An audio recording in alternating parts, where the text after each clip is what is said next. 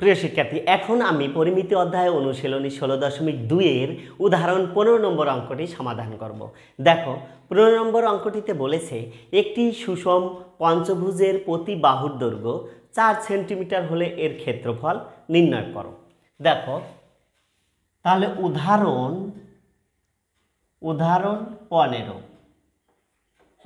15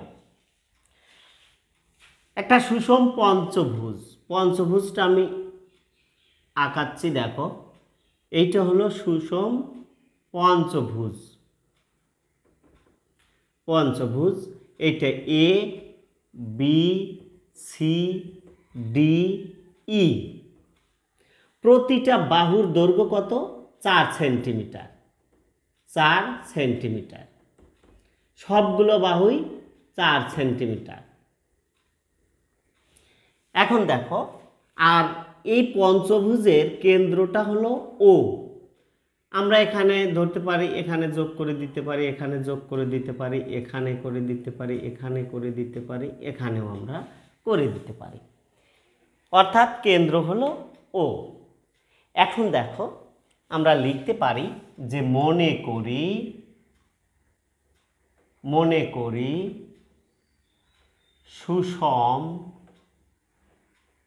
সুষম পঞ্চভুজের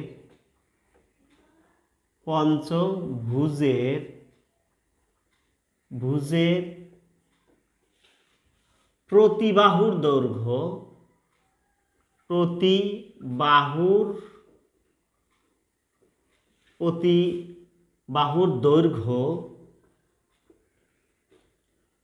দৈর্ঘ্য এ equal 4 centimetre.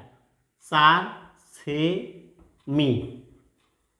Centimetre এবং বাহুর সংখ্যা হলো n ইকুয়াল 5। যেহেতু পঞ্চভুজ বলেছে, তাহলে আমাদের n হবে 5। তাহলে বাহুর সংখ্যা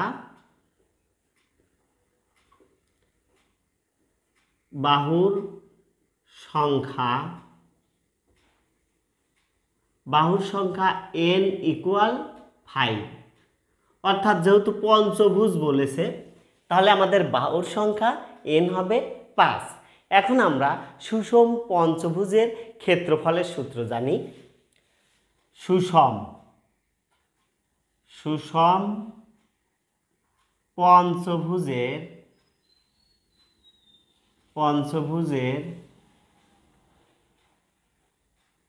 ক্ষেত্রফল।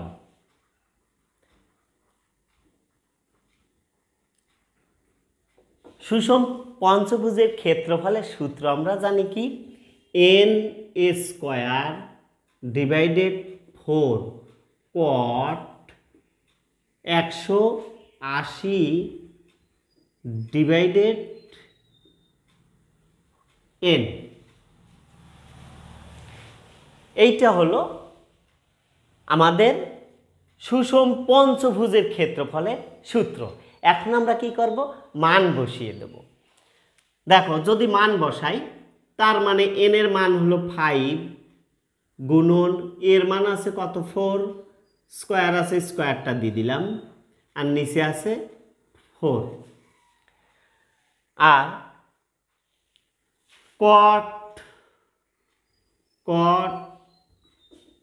এখানে আছে কত? 180 ডিভাইডেড n এর মান হলো 5। তাহলে 5 আমরা বসিয়ে দিলাম। এখন দেখো,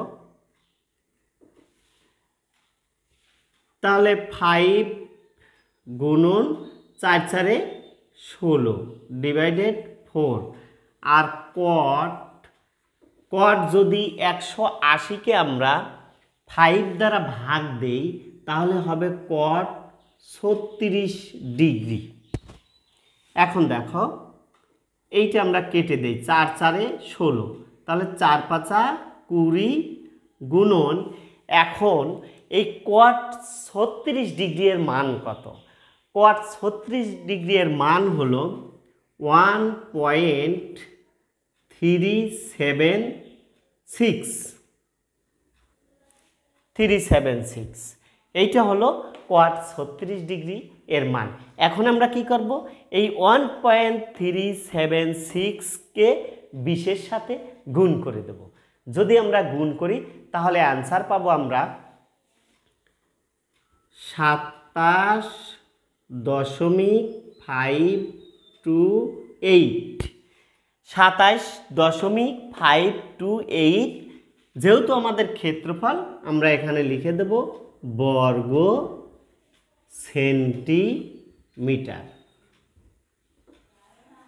প্রিয় শিক্ষার্থী, এইটি ছিল আমাদের 15 এর সমাধান, অর্থাৎ পঞ্চভুজের ক্ষেত্রফল চেয়েছে, আমরা ক্ষেত্রফলটা বের করে ফেললাম। প্রিয় শিক্ষার্থী, আশা করি অঙ্কটি বুঝেছ। আবার দেখা হবে পরবর্তী ক্লাসে। সবাই ভালো থেকো, সুস্থ থেকো। আল্লাহ হাফেজ।